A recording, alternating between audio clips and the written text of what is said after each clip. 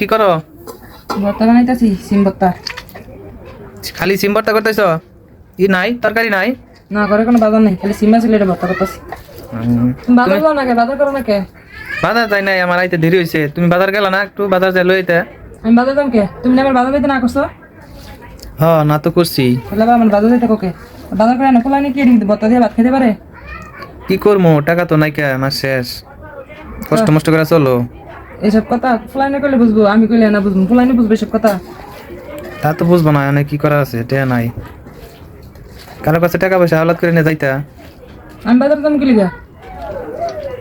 তুমি যাও, তোমার কত বন্ধু বান্ধব আছে কে আলাপ নিয়ে তুমি যাও, আমি যাম কে? না, আর কয়দিন পর বেতন পামনি পরে।